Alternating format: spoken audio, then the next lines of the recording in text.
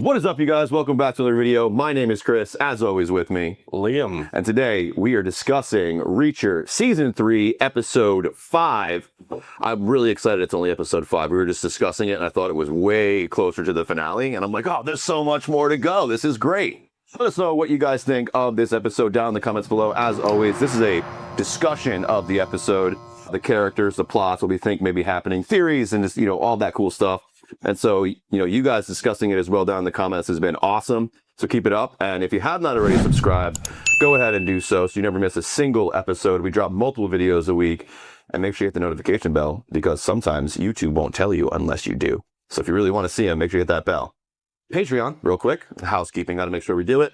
If you want exclusive access to videos, early access, shout outs on the videos, cool stuff, be a member of the G-Spot community, then you can become a member. The link's right down in our description for our Patreon, and that actually directly influences and helps with us producing these videos for you. So we really appreciate it, and you get some cool stuff as a favor for it. So without further ado, let's dive into what I think was an awesome episode. Why do you think it was so awesome?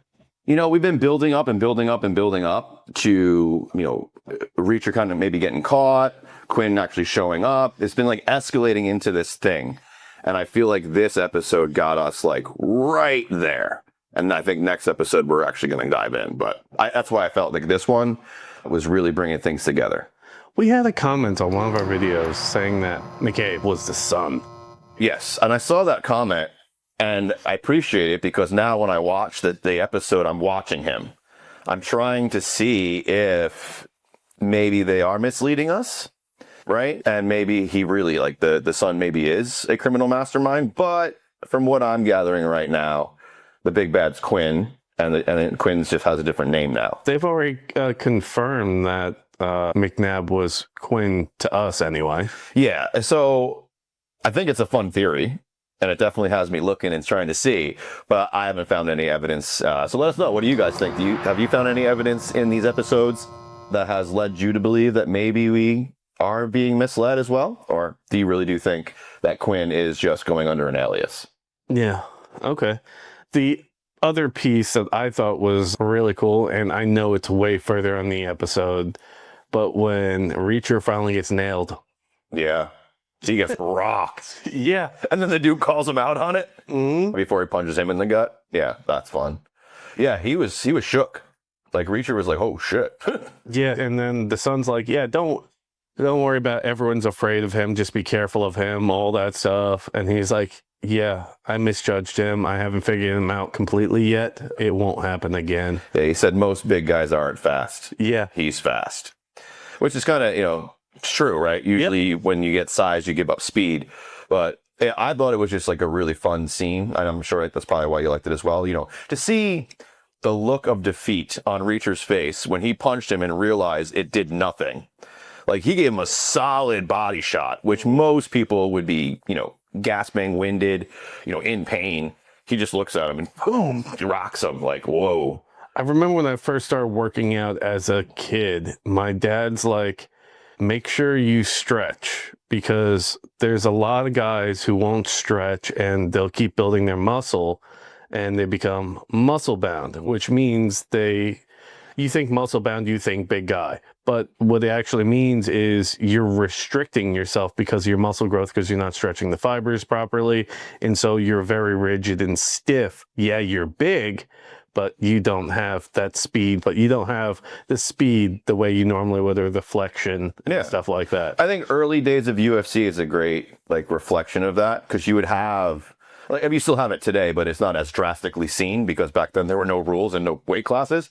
And you'd have the big guys like the Tank Abbotts who were just hulking around the ring going super slow, but if they hit you, you're dead. You're not dead, but you're going to go down. And then you got the other guys who are super spry and just bouncing around. I think it's you can see the difference in someone who could be truly muscular but still spry, and then someone who is just straight muscle but no speed. So let's start back at the beginning of the episode where Duffy and the older dude are in the warehouse. Yeah. They're walking around, and we left off the last episode with the 3 guys showing up, or was it 4? So there's 3 total. There's like that one dude with the ponytail who's kind of like the leader of them, and then like the two guys who are like red shirts. Yeah, who we know from like 90s movies, early 2000s shows and stuff like that as well. Very familiar face, yeah. Yeah, he's in a lot of stuff. Don't know the actor, but his face was familiar. Yeah, there's a bunch of actors like that for me as well, where it's just like, yeah, I know I like you. I don't know your name. Yeah. And it was the same thing with Sterling, too, from Paradise. It's like, you know who he is. He's a well-known actor. You just don't remember his name because he's never top billet. Fair enough, yeah. Right? So they're in that warehouse. They're coming in. Duffy and the older guy, I can't ever remember his name. I keep wanting to say Villanueva or It's something very similar to that. I'm also drawing a blank at the moment. Well, they're walking around in there, and they're not realizing that they're being loud, and they're already spotted. Oh, yeah. And then Reacher has the rookie call the warehouse. Yep. Call the warehouse, and it just keeps ringing. Duffy's confused and like, man, I got no service. Maybe I should answer this. Yeah. Like, this isn't making sense. And she's like tubes in something. Yeah, whatever the name of the place was.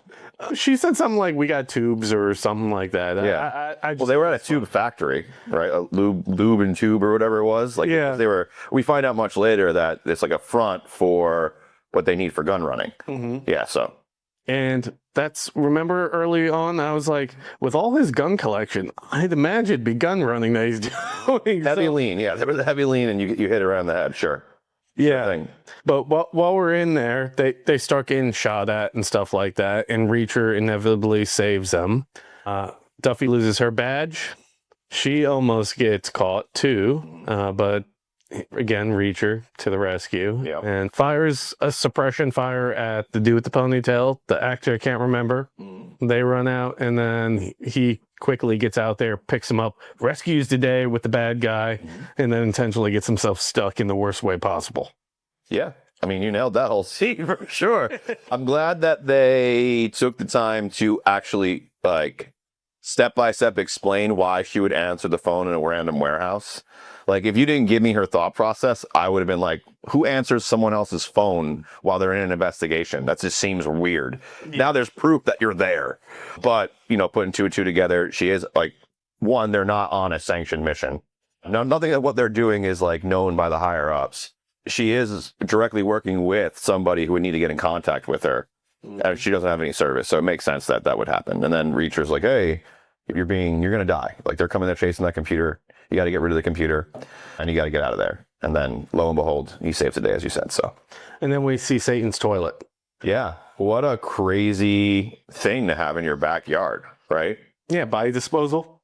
Well, I mean, it sucks it out into the ocean, but then it's just in the ocean. Yeah. Fishies eat it. Yeah. Stuff like that. Right. It's a lot. Well, when bodies go in, all the forensic evidence kind of gets destroyed for the most part. That's hence why Dexter does it, right? Yeah. Well, yeah, just the natural, I guess, the erosion of water itself, plus the creatures and other things eating it. There's not much left usually by the time someone finds it, which is, Dexter. Why Dexter was throwing everybody in the bay? Yes. We've got only 2 deaths this episode. If you don't count the bad guys. Well, yeah, not counting the bad guys. Yeah. I'm talking about the people that we care about. Yeah, so if you don't include red shirts, we lost the maid, who we found out was actually an ATF informant. Yeah. Which I trusted her. Right. Yeah. I said that. I'm like, of the two, I think she'd be the one who helps him. Now we know why. She's also, like, they were doing very similar jobs. Only he's doing it for the FBI. Who was the second? The second was the rookie. That was a brutal one. Yeah. That was a rough one for me because I saw a lot of potential in the kid. I wanted him to, like, do some cool stuff and, like, kind of come up under a Reacher, like some of the other people have. But I guess, you make one mistake as a rookie like that and it pays. And yeah. The way he got out of that, though, with what was that, hydrogen peroxide? It looked like a hydrogen peroxide bottle that he was putting in his mouth so he can spit the flame out. Yeah, it's like that isopropyl, hydrogen alcohol, whatever that is, yeah. Man, that was a clever thing to do. Didn't give that guy as much credit. Yeah. I don't know what the, like, flammability of isopropyl alcohol is, but I'm sure it could work that way. Well, if it was isopropyl, that's usually like 98% alcohol. So, yeah, that's definitely flammable. Mm-hmm. Well, that's what you use to clean cuts, and that's why it was there. And so that's why I would assume that that's what he used. It's a very similar Because he looking bottle. dug his head, right? With the spike on the chair. Yeah. We now have the bodyguard out in the wind. Yeah. He's on the run. He grabs the car and he's gone. And everyone assumes he is beelining it for the mansion to let everybody know what happened. Mm-hmm. That was a fun scene. You want to explain that one? Yeah. So we have Duffy take out the power to like the area, which then gives Reacher the ability to kind of bleed or plant the seed in Zach's mind that they're under attack, and that we need to put security out, fortify the place, and that he's going to go to the end of the road because it's like a pinch point and everyone has to go through there, and he'll be able to stop them, right? To make sure everything's going to be good. Really what he's doing for us that we know is he's going to go cut off the bodyguard who's on his way and stop him from blowing Reacher's cover. Two things happen simultaneously while this is happening, though, for us. One, while Reacher is up there executing this plan that we're going to get to in just a second, Zachary gets a call from Quinn and is like, hey, we need to make sure we have no other rats after Angel Doll and all these people are supposedly, flipped on us, and decides to have the whole house flipped.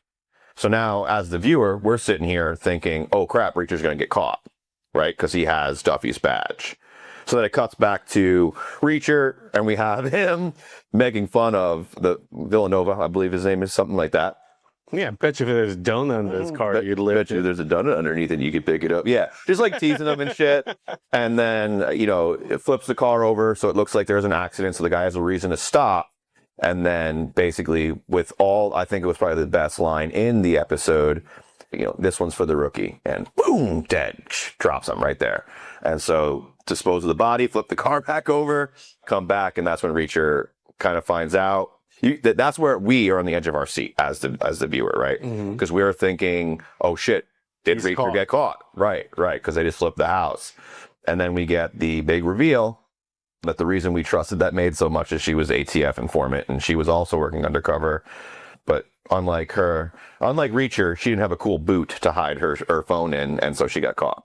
What I want to know is, like, once they found her phone, did they just stop searching? Because they're like, oh, we got her. Or were they just didn't go into Reacher's room? Because as soon as they went to that pillow, it's there.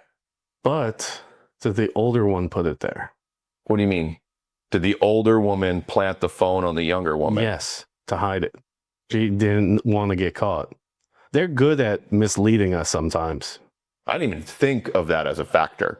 No? No, that never even came into my mind. I still have distrust of her. I just think she's such... Because when I'm not rich to the point where I had a maid in my life, okay? But when I think of this in my fantasy brain, if I go down that wormhole and allow myself to theorize this a little bit, I would think that a maid or a cook or a chauffeur or any of the staff of the house who have been there long enough to have seen that little boy go from a kid to who he is now and be a part of that family and watch the mother pass away and all the different things that she's been there for, that she would basically be a member of the family and be almost blood loyal. Yeah. Blood loyal to who? Zachary. If she's blood loyal to him, then wouldn't she be doing her best to get him out of that situation? Yeah, but how? Because he's going to be directly... There's no way of separating the two. She could raise him. Oh, so you're saying not Zachary, but the son. Yeah, save the son. Oh, so maybe she's just trying to save the son. I mean, that's probable. There's probability, there's motive, there's a lot of stuff there. So it's a huge theory. Yeah, it's a huge theory. Yeah. That's just my thought process is all these options are still on the table for us. Yeah. When people overreact to certain things that maybe they shouldn't in defense, thou protest too much, right? You're giving yourself away by doing that. Yeah. And that's why it leaves my mind open that she could still be involved with that stuff. She is so sensitive to defense of that family. Yeah. Then we get Quinn calling for Zach and his head of security, which is also super, what's really going on kind of thing. And Reacher even brings it up. Are we going in and going back out, or are we just going in? He's like, I don't know. I don't know. We'll see. Yeah. We'll see. And that's when we get the official like confirmation stamp, the rubber stamp of approval, if you will, that they run guns. And that is, there's no drugs. That's why they couldn't find it with the dog when they searched the truck. It's been guns the whole time, and they are gun runners, which makes sense with the military connection. Drugs and you have the famous Vietnam and all the drug running and all that back then with the CIA, but like for the most part, when you think military, you think weapons professional, right? Like so, and also access to weapons. And so that's why I would automatically assume gun runner. Do you think Teresa's still alive? No, I think she's dead. Reacher says no. Yeah, I mean, his logic is sound. Yeah. They have showed no signs of keeping anyone alive. Like when you betray them, no longer useful for them, anything, you're dead. Do we have any evidence that she was caught, though? Just her earring. No, like caught doing something bad, like caught spying, or was she just in trouble for something else from them? We get confirmation from Duke right before Reacher kills him that she was caught for something, but Reacher kills him because he's not going to give him anything. Yeah. And then we do find her earring in the barn where I'm guessing they interrogated her for information before they killed her. I believe she's dead. What do you guys think? I don't think that's the last we've heard of Teresa. Heard of, maybe not, but I don't think she's alive. They clean things up very nicely in this show, and I'm hoping they do the same there. Well, you have Duffy, who's literally said multiple times now, as soon as they find Teresa, she's going to turn herself in. They're going to end this capade, the thing they're on, the little mission. They're going to, she's going to do the right thing. Reacher's like, you're going to get fired. Good. I should. Right. I deserve that. So, I mean, they're not going to keep hinting to this, coming to judgment moment without it actually happening. Yeah. Okay. And so we are left on another cliffhanger, too. Yeah, another one. Every time I see it, too, I'm like, oh, Liam's probably sad because I know how much cliffhanger. You stop an episode before the end so you don't see the cliffhanger. I do that all the time. Barbara and I will be in bed at night and right before bed, because if I leave on a cliffhanger before I fall asleep, that's all my brain's going to be fixated on is that cliffhanger. And going through the different instances in the series, proving it right, wrong, or what possibly can happen. And as you know, I have a very active imagination when it comes to this stuff. Yeah. I think that this was, like I said, a solid episode. We got a lot of things that have been building up, kind of come to a head. We've got to see what happens next. Is Reacher going to meet Quinn? And I want to see Reacher and Paulie fight. I can't wait for that. Well, that's going to happen. I know it's going to happen. I just can't wait for it, is what I'm saying. Yeah, that's definitely going to happen. When? And Reacher, I think everything leading up till now had to happen, because if Reacher never got punched by him, he would have never been able to understand the difference between the speed, right? And now that he understands that, you're going to see a different type of fighting style from him. Yes. Which obviously is going to aid him in winning.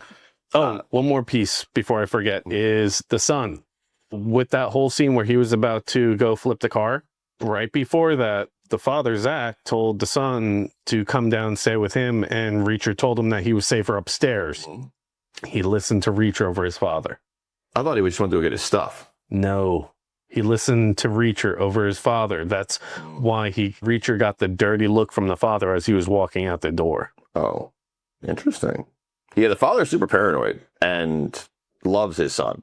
And in a moment where he thinks that they're under attack, he just didn't want him out of his sight. I think that the dad was a guy who just made some bad decisions, but not necessarily a villain. Oh, I agree. Yeah. But just the mere fact that he listened to Reacher over the father kind of pissed the dad off, I think. I think any father would be a little upset if your son was like, well, fuck you, I'm listening to that guy. If he steps back, he'll realize that Reacher was right, though. Yeah, I think right now they got so much happening so fast, they haven't had a chance to think about it, right? Now they're in a warehouse waiting to meet Quinn, which is the last thing I wanted to touch on. One of the side effects of Reacher shooting him and him dying and coming back and being who he is now, that too, is amnesia. Yeah. So that's why, another big reason why he doesn't know who Reacher is. Because he does. When he sees Reacher's face, he's going to be like, oh shit, you shot me. Yeah. But no, he's not going to be able to do that now because of the amnesia. Maybe. Or seeing Reacher triggers the memories and he remembers his it all comes back. Yes. What do you guys think is going to happen when they actually meet face to face again? Let us know in the comments. Absolutely, yeah. Appreciate you guys getting all the way here to the end of the video. My name's still Chris. It has not changed this whole time during this video. With me, It's not a reach to say my name's Liam. and we really appreciate all you guys tuning in. Don't forget to subscribe if you have not already. And if you would like to watch some other really cool stuff, we have a whole playlist of Reacher so far this season. And actually, if you don't, you could go all the way back to episode 1 of our podcast a year ago, and we actually reviewed Reacher on that podcast. We've been in love with that show for so long. So you can check that out. However, if not, then you can check out some other cool playlists right here. And then YouTube says that you're really going to love whatever's above my head right now. So you can check that out as well. But we'll see you on those videos, guys. Find the strength hiding in each battle scar. You're not who you were, you've already come far.